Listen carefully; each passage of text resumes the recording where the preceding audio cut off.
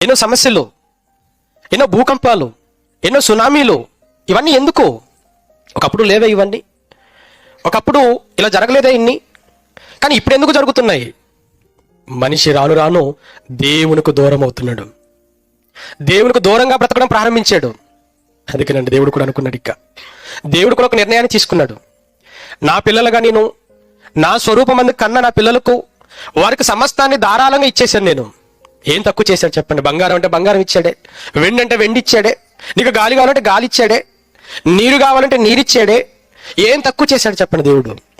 ఏమంటే దేవుడు పలానిది చేయడం మర్చిపోయాడని ఏదైనా మనం చెప్పగలమా? పలానిది దేవుడు మనిషికి ఇవ్వడం మర్చిపోయాడని పలాని వస్తువులు మనం చూపించగలమా? లేవు. సమస్తమును ఆయన చేసి మన పాదాల దగ్గర పెట్టాడు ఆయన. కానీ మనిషి వాటిని అనుభవిస్తూ కలిగించిన దేవుని కూడా హేళన చేయడం ప్రారంభించాడనంటే మనిషి యొక్క స్థితి ఎంతటి అహంకారపు లోతుల్లోకి వెళ్ళిపోయిందో మీరు ఆలోచించండి.